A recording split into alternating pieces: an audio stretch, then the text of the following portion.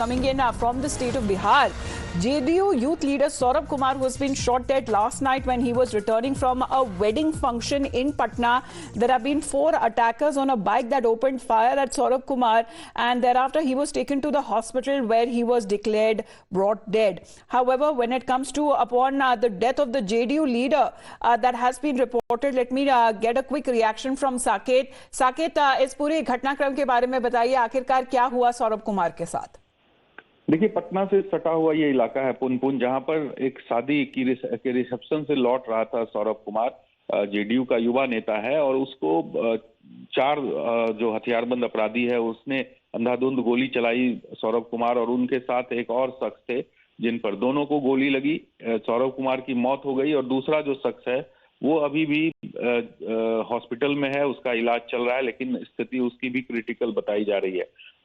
चूंकि अभी बिहार में और देश भर में चुनाव है, तो ऐसे में आचार संहिता लागू है और इस बीच इस तरह से अपराधी बेखौफ होकर इस तरह से टारगेट कर रहे हैं, गोली चला रहे हैं, तो ये बड़ा सवाल लॉ एंड ऑर्डर पर उठता है कि आखिर प्रशासन जब इतनी मुस्तैद है, चुनाव के दौरान हर जगह गश्त चलती है पुलिस की, उसके बाद भी कैसे अपराधी गोली चलाकर किसी की हत्या कर देता है, और वो भी पटना जो राजधानी है बिहार की उसके बगल के इलाके में।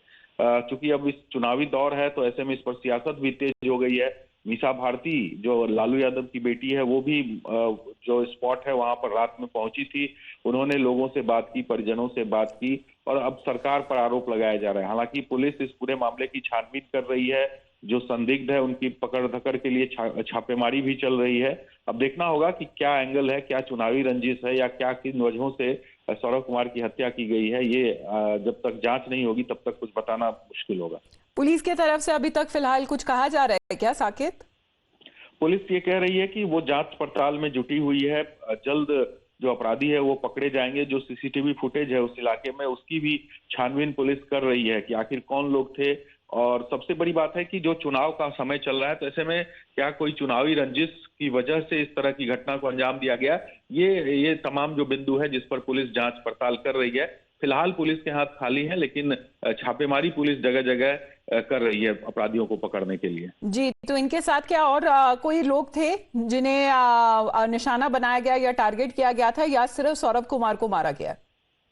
देखिए, 2 शख्स थे जो रिसेप्शन से लौट रहे थे, शादी के रिसेप्शन को अटेंड करने के बाद, और उस पर गोली चलाई गई। टारगेट सौरभ कुमार ही थे, क्योंकि उनकी हत्या हो गई, उनकी मौके पर ही मौत हो गई गोलीबारी में। और उसके बाद दूसरा जो शख्स था उनके साथ बैठा हुआ, वो उसको 3 गोलियां उसे भी लगी है और वो हॉस्पिटल में है, उसका इलाज किया जा रहा है, लेकिन स्थिति उनकी भी क्रिटिकल है।